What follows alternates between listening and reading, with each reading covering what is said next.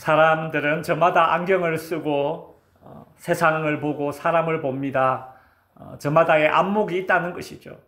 세상을 보는 안목은 다 다릅니다. 그런데 우리 예수 믿는 사람들은 어떤 안목으로 세상을 보고 사람을 봐야 하는가, 우리가 지난 2주간 살펴보았고 오늘 드디어 결론의 시간입니다. 우리 예수 믿는 사람들은 세상과 사람을 보는 안목, 4가지의 안목을 가져야 됩니다. 첫 번째로 무엇이었는가 하면 창조 진리의 안목을 가지고 세상을 보고 사람을 봐야 된다고 말씀드렸습니다. 이 세상 하나님이 창조하셨구나. 저 사람, 나도 하나님이 창조하셨구나. 이 사실을 인식하면서 세상을 보고 또 다른 사람을 봐야 됩니다. 그렇지 않으면 헛사는 것입니다. 방황하는 것입니다. 두 번째로 예수 믿는 사람들은 타락의 진리의 그 안경을 쓰고 안목으로 세상을 보고 사람을 봐야 됩니다. 우리가 이 땅에서 겪는 모든 고통의 근원이 어디에서 시작되었는가? 인간이 죄를 짓고 타락하면서부터 이 땅에 겪게 되는 모든 인간의 고통이 바로 거기에서부터구나. 이 사실을 깨닫게 되면 하나님을 원망하지 않고 다른 사람을 원망하지 않습니다. 어떻게 됩니까? 하나님을 갈망하게 되고 다른 사람을 긍휼히 여기는 은혜가 그때 생기는 것입니다. 예수 믿는 사람들이 가져야 할 안목 세 번째가 지난주에 본 것이죠. 섭리의 진리의 그 안목으로 세상을 보고 사람을 봐야 됩니다. 섭리란 무엇인가? 하나님께서 창조하신 이 세상을 하나님께서 운영하시고 다스리시고 돌보신다. 그것이 바로 하나님의 섭리입니다. 그 하나님의 섭리는 오늘 저와 여러분에게도 하나님의 섭리가 작용되고 있습니다. 하루는 예수님께서 제자들에게 이렇게 말씀하셨습니다. 마태복음 10장 29절에 참새 2마리가 한 아사리온에 팔리는 것이 아니냐. 그러나 너희 아버지께서 허락지 아니하시면 그 하나라도 땅에 떨어지지 아니하리라. 예수님 당시에 참새 2마리가 동전 한 입에 팔렸습니다. 별것 아닌 이 참새가 땅에 떨어져서 어떻게 붙잡혀서 시장에 동전 한 입에 팔리는 이 시시한 거래조차도 하나님께서 허락하시지 않으면 이 일이 발생하지 않는다. 하나님의 섭리는 보잘것없는 그 참새 한 마리의 일생에도 관여하고 계신다. 그 말씀을 하시고 난 이후에 마태복음 10장 30절에서 너희에게는 머리털까지 세신 바 되었다. 예수님께서 그리 말씀하십니다. 하나님께서는 참새와 비교할 수 없이 귀한 저와 여러분의 인생에 하나님이 개입하시는데 어느 정도까지 개입하시는가? 우리의 머리털까지 세실 정도로 개입하신다. 머리 한번 감으면 머리털이 몇 개가 빠지고 몇 개가 남아있는지 우리가 어떻게 알겠습니까? 근데 하나님은 그것조차도 다 아실 정도로 우리의 인생에 개입해 주신다는 사실입니다. 우리를 향한 하나님의 섭리란 것이 그런 것입니다. 나는 모르지만, 내 머리카락 몇 개가 빠지는지 나는 모르지만 하나님은 알고 계시는 것. 그것이 나를 향한, 우리를 향한 하나님의 섭리입니다. 이 하나님의 섭리를 믿으면 여러분 평안할 수 있습니다. 이 하나님의 섭리를 믿으면 여러분 담대할 수 있습니다. 신앙의 결단을 하고 신앙적인 선택을 할 수 있는 것도 오늘도 나를 향한, 우리 가정을 향한, 교회를 향한, 우리 대한민국을 향한 그 하나님의 섭리를 믿을 때에 우리는 담대하게 되고 다시 일어설 수 있는 것입니다. 예수 믿는 사람이 써야 할 안경, 어떤 안목으로 세상을 봐야 되나? 마지막 4번째는 무엇인가 하면 구속 진리의 안경을 쓰고 세상을 보고 사람을 보는 것입니다. 로마서 11장 36절에 보면 모든 것이 주에게서 나오고 하나님께서 창조하셨다는 것입니다. 시작이 하나님의 창조입니다. 출발점이 그렇습니다. 그리고 주로 말미암고 주님께서 섭리하십니다. 하나님께서 다스리십니다. 하나님 없이 되는 것이 없습니다. 주로 말미암고 세 번째로 주에게로 돌아감이라.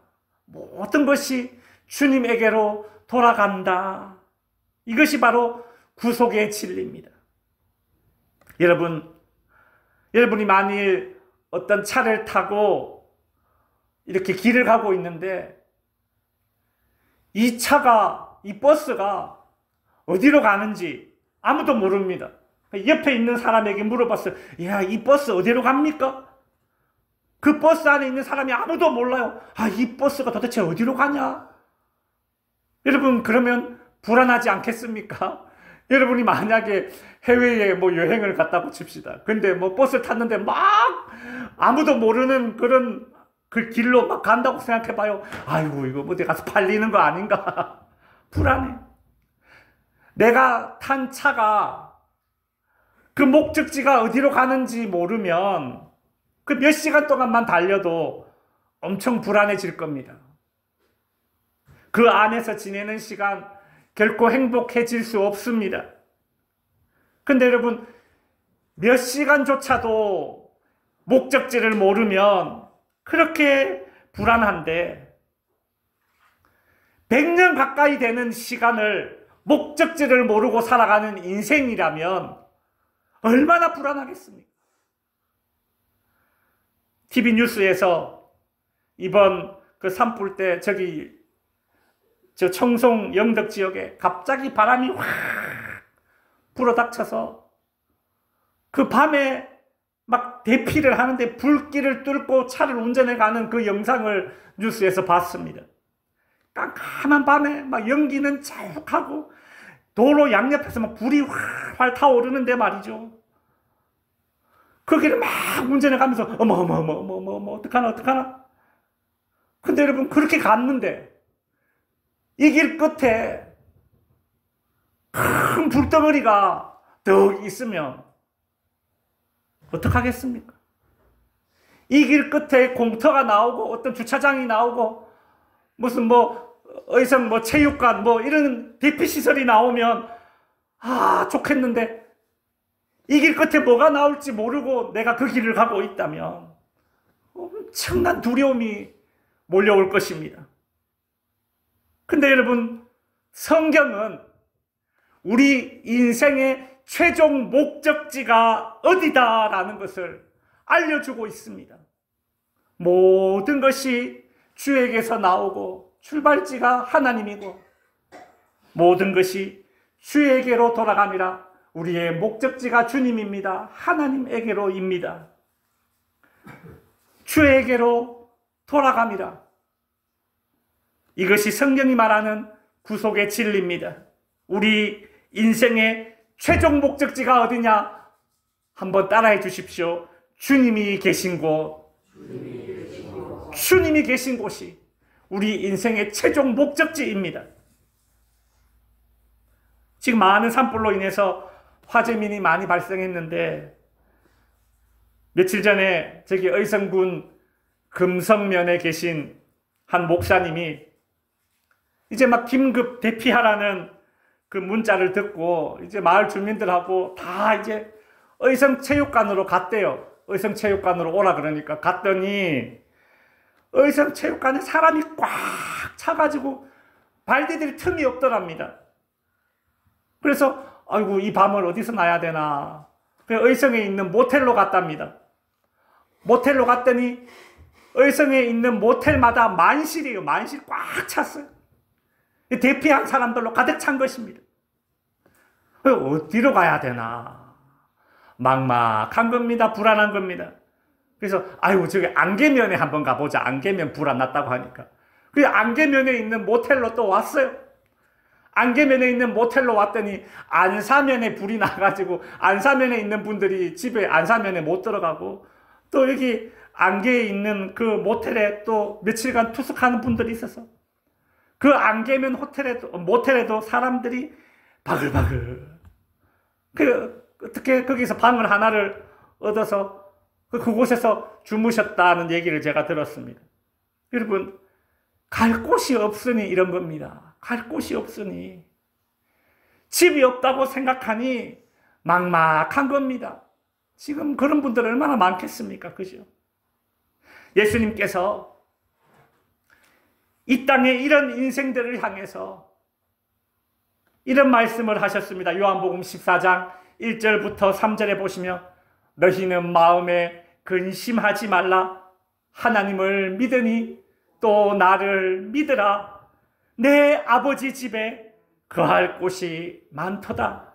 내가 너희를 위하여 거처를 예비하러 가노니 3절 가서 너희를 위하여 거처를 예비하면 내가 다시 와서 너희를 내게로 영접하여 나 있는 곳에 너희도 있게 하리라. 예수님께서 돌아갈 것이 없다고, 보금자리가 없다고 근심하고 있는 이 땅의 인생들을 향해서, 여러분, 우리가 이 땅의 인생이 끝나고 나서 누군가는, 아니 우리 모두는 언젠가는 각자 다른 때이지만 이 육체를 벗어버리고 이제 영혼의 몸으로 새로운 삶을 살아야 될 때인데, 그때 우리 영혼의 보금자리 주님 계신 곳이 되어야 되지 않겠습니까? 예수님께서 우리 인생의 끝에서 우리가 최종적으로 머물 그 보금자리를, 천국을 예비해 주시겠다라고 지금 약속하고 계신 것이죠. 내 아버지 집에 거할 곳이 많도다. 여러분, 사람들이 많아서 경쟁에 밀려서 의성체육관에서 의성 모텔에서 안개 모텔로 막 그렇게 돌아다닐 이유가 없습니다. 예수님이 우리를 위해서 예비해 주신 영원한 보금자리 천국은 넉넉하고 풍성합니다. 내가 밀리면 어떡하나? 분양 1순위에서 밀려서 분양 2순위, 분양 3순위 밀리면 어떡하나? 걱정할 거 없습니다. 그딴 거 없습니다. 예수 그리스도를 믿기만 하면 나 있는 곳에 너희도 있게 하리라는 이 주님의 약속이 우리에게는 확실한 보증수표입니다. 여러분, 우리 인생의 최종 목적지는 바로 주님이 계신 곳 천국입니다. 이것이 바로 구속 진리의 결과입니다. 너무 감사한 것은 이 구속의 진리가 은혜라는 사실입니다. 은혜라는 말은 선물이라는 것입니다. 선물은 그저 받은 것이죠. 저와 여러분이 얻게 된 이 구원은 나의 노력과 나의 능력으로 얻는 구원이 아닙니다. 에베소서 2장 8절에 보면 너희가 그 은혜에 의하여 믿음으로 말미암아 구원을 받았으니 이것이 너희에게서 난 것이 아니요 하나님의 선물이다. 우리 인생의 최종 목적지 보금자리 저 천국은 하나님의 선물, 공짜입니다. 근데 여러분, 왜 구원이 공짜일까요? 그 이유를 알아야 합니다. 공짜로 가져가세요 그러면 다 싸구려 드려요. 집에 가져가봤자 별 쓸모가 없는 것들이 보통 공짜 아닙니까? 구원이 값싼 것이라서, 싸구려라서 공짜가 아닙니다. 누군가 대신 그 값을 지불했기 때문입니다. 식당에 가서 맛있게 설렁탕을 먹고 있었는데 먹고 계산을 하려고 했더니 식당 주인이 계산 안 해도 됩니다 이렇게 얘기를 해요. 왜? 저쪽에 앉으신 분이 계산하셨어요. 이렇게 보니까 아는 분이 이러고 있어요. 맛있게 잘 먹었다고.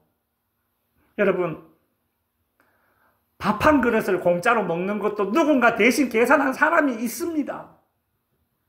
하물며 이 구원, 구속의 진리, 우리의 구원을 위해서 누군가 그 값을 지불했기 때문에 우리는 이 구원의 은혜를 공짜로 누리는 것입니다. 창세기에 보면 에덴 동산에서 죄를 짓고 타락한 아담과 하와가 벌거벗고 수치스러워서 그 나뭇잎을 뚝뚝 따가지고 몸을 가리고 나무 밑에 이렇게 숨어 있었습니다. 아담과 하와가 죄를 짓고 타락한 그 현장에서 하나님이 찾아오셔서 그 죄 짓고 수치스러워하고 있는 그 아담과 하와를 위해서 하나님이 가죽옷을 지어서 입히셨다. 창세기에 보면 그런 내용이 나옵니다. 여러분, 가죽옷을 만들기 위해서는 그 짐승이 희생이 되어야 됩니다. 대신 피를 흘려야 되는 것이죠. 하나님께서 아담과 하와의 이 죄의 문제, 타락의 문제를 어떤 방식으로 해결했는가? 그 짐승이 대신 피를 흘려서 죽게 만들어서 가죽옷을 만들어서 그 죄 지은 아담과 하와의 수치를 가려주셨습니다. 이처럼 하나님은 우리 모든 인간의 그 죄의 문제를 처리하기 위해, 해결하기 위해서 선택한 방식이 무엇인가? 죄 없으신 하나님의 아들 예수님을 십자가에서 우리 죄값 대신 죽게 하신 것입니다. 예수님께서 자신의 생명으로 우리의 죄값을 대신해서 십자가에서 자신의 죽음으로 지불하셨습니다. 여러분, 그렇게 십자가에서 죽으셔서 우리의 죄값을 대신 지불하신 그 예수님께서 이제 우리를 위해서 거처를 예비해 주시겠다라고 약속하신 것 아닙니까? 그곳에서 우리를 기다리고 계신다고 말씀하고 있지 않습니까? 우리가 훗날 죽으면 그 천국의 보금자리에서 우리를 영접해 주시겠다고 우리 예수님이 말씀하고 계시지 않습니까? 그러니 여러분, 우리는 주님이 계신 곳 하나님 나라에 대해 관심을 가져야 됩니다. 여러분, 천국을 소망하십시오. 이것은 그냥 막연하게 낙관론자가 되라는 그런 이야기가 절대 아닙니다. 천국에 대한 소망은 이 육신의 죽음이 임박한 순간에도 그 상황에서도 힘을 발휘할 것입니다. 일상생활에 힘을 발휘할 수 있는 능력이 되어줄 것입니다. 여러분, 여행을 가면 새롭고 신비로운 것들, 처음 보는 것을 보는 즐거움도 있지만 저는 그렇습니다. 어디 좋은 곳에 여행을 간다 그러면 여행 가기 전에 전날 밤에 왜 그 짐 싸는 그 느낌이 더 좋아요. 그 설레임이라고 하죠. 설레임. 근데 막상 여행 가보면 한 며칠 있으면 되게 피곤해요. 그죠? 집에 가고 싶다. 근데 그 여행 가기 전에 설레임은 참 좋습니다. 여러분, 상상이 되시죠? 그 설레임. 하나님의 나라가 오늘 이 땅에 살아가는 우리에게 그런 설레임의 대상이 되어야 합니다.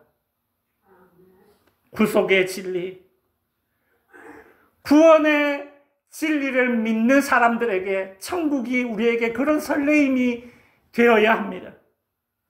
홍수가 나서 집이 침수되었을 때에, 화재가 나서 집이 불타 전소되었을 때에, 나라에서 이전보다 더 좋게 집을 지어준다네. 만약에 이런 소식을 듣게 되었다면, 그리고 그렇게 집이 새롭게 지어지는 그 과정들을 이렇게 내 눈으로 보게 된다면, 내가 저곳에 이제 새로 지으면 저곳에 살겠네. 그럼 그때는 내 안에 소망이 생기지 않겠습니까? 마찬가지로 장차 누리게 될 그 천국을 바라보는 사람은 오늘의 삶에서 어떤 역동성을 가지게 된다는 거죠. 설레임이 있다는 것입니다. 여러분, 오늘 가지게 되는 미래에 누리게 될 천국의 영광이지만 오늘 가지게 되는 그 역동성, 설레임, 그 구원의 진리를 믿는 사람들의 삶 가운데 누리게 되는 것입니다. 정말 요 며칠 산불이 났을 때에는 의성 사람들이 보는 하늘은 어떤 하늘이었습니까? 온통 연기로 그냥 칙칙한 하늘이었습니다. 여러분, 꼭 연기 때문만이 아니더라도 요즘 사람들이 바라보는 세상이 온통 잿빛입니다. 교육, 경제, 정치, 안보, 민생, 어느 것도 우리로 하여금 좀 희망을 가지게끔 하는 것이 없는 것 같아요. 이 세상에 소망이 있는가? 사람들은 어떤 소망을 품고 살아가야 하는가? 이상하게 세상을 깊이 알면 알수록, 세상을 좀 더 알면 알수록, 어른이 되면 될수록 세상과 삶을 더 우울하게 바라보는 것 같습니다. 그러나 여러분, 역으로 생각해보면 오히려 이런 상황이기 때문에 우리 사람들에게는 구원에 대한 갈망이 필요한 것입니다. 가만히 한번 생각해 보십시오. 지금이 힘들다 하면서 그렇게 살아가고 있는데 어느 시대나 힘들었습니다. 제가 어릴 때 저희 할머니 생전에 얘기를 들어보면 저희 할머니는 이제 일제시대를 살았는데 그 이야기를 들어보면 참 어떻게 저런 삶을 살았을까. 또 저희 아버지 시대 이야기 들어보면 어머니도 그렇고 저기 부여에서 저기 피난 갔다 그러고 피난 갔다 솥단지 메고 피난 간 그런 이야기를 이렇게 들어보면 아유, 또 저 시대는 어떻게 저렇게 살았을까. 여러분, 사람들은 저마다의 시대가 다 고난의 시대입니다. 그래서 좀 인생의 답을 찾으려고 하는데 쉽지가 않아요. 그 답은 성경에서 얻게 됩니다. 바로 창조의 진리, 타락의 진리, 섭리의 진리, 구속의 진리의 안목으로 세상을 봐야지만 되는 것입니다. 이 진리를 참으로 믿고 고백하고 여러분 그 안목으로 세상을 봐야 이 세상이 더 이상 잿빛 세상이 아니라 이 잿빛 세상 너머에 있는 소망을 볼 수 있습니다. 그래서 이 순간에도 하나님이 나를 위해 우리를 위해 하고 계신 그 하나님의 손길이 느껴질 때 우리는 하나님을 더 깊이 사랑할 수 있게 되는 것입니다. 이제 말씀을 정리하겠습니다. 여러분 1, 2, 3, 4, 5 그 다음에 땡땡땡 다음에 90이 있습니다. 여기 중간에 들어갈 게 뭘까요? 678 맞습니다. 정답입니다. 1, 2, 3, 4, 5를 알고 90을 알면 중간에 6, 7, 8을 알게 돼요. 6, 7, 8이 들어가야 된다는 걸 알게 됩니다. 마찬가지로 성경에 나오는 4가지 진리 있잖아요. 창조, 타락, 섭리, 구원의 진리. 이 진리의 안경을 쓰고 이 안목으로 세상을 바라보면 어떻게 되느냐? 한 번 더. 1, 2, 3, 4, 5가 과거입니다. 우리의 과거가 어땠는가? 우리의 출발점. 하나님이 창조하셨다. 창조의 섭리를 알게 되고. 그 다음 90은 미래입니다. 주께로 돌아감이라. 우리가 주님께로 돌아가는구나. 우리의 도착점을 알게 됩니다. 우리 인생의 출발점을 알게 되고 우리 인생의 도착점을 알게 된다면 6, 7, 8 이거 현재예요. 우리가 현재 어떤 삶을 살아야 되는지 알게 됩니다. 여러분, 사람들은 내가 어디서 났고 어디로 가는지 나의 출발점과 나의 도착점을 모르기 때문에 방황하는 것입니다. 헛사는 것입니다. 그러나 우리는 분명히 성경을 통해서 알게 됩니다. 우리의 출발점은 하나님에게서 출발했고 그렇게 출발해서 나중에 최종적으로 어디로 갑니까? 하나님에게로 갑니다. 도착점이 분명합니다. 사람이 과거를 알고 내 미래가 도착점이 여기다라는 것을 알게 되면 현재 오늘 내가 어떻게 살아가야 되는지 더 명확하게 알게 됩니다. 이 6, 7, 8 오늘 우리가 살아가야 될 현실입니다. 6, 7, 8 여러분, 우리는 오늘 이 6, 7, 8 이 현재를 어떤 마음으로 그러면 살아가야 되는가? 나의 현재를 어떻게 살아가야 되는가? 창조의 진리, 타락의 진리, 섭리의 진리, 구속의 진리를 알고 나면 그 섭리로 그 안목으로 세상을 보면 우리 6, 7, 8은 분명해집니다. 저는 6, 7, 8이 이거라고 생각합니다. 같이 한번 읽어봅시다. 시작. 믿음, 소망, 사랑. 믿음, 소망, 사랑. 우리가 현재를 어떻게 살아가야 되는가? 믿음을 가지고 살아야 된다. 우리가 현재를 어떻게 살아가야 되는가? 소망을 가지고 살아가야 된다. 우리가 현재를 어떻게 살아가야 되는가? 사랑하며 살아가야 된다. 성도 여러분, 참 가치관이 혼란스러운 시대입니다. 저마다의 안경을 쓰고 세상을 살아가지만 그래서 제멋대로 살아가면서 제멋대로 살면서 내가 옳다라고 떠들고 착각하고 살아가지만 오늘 우리 예수 믿는 사람들은 창조의 진리, 타락의 진리, 섭리의 진리, 구원의 진리의 안목으로 세상을 봄으로 말미암아 우리의 출발점과 우리의 목적지, 도착 지점을 분명히 알아서 오늘 나의 현재의 삶을 믿음, 소망, 사랑 충만한 가운데 살아갈 수 있는 저와 여러분이 될 수 있기를 바랍니다. 기도하겠습니다.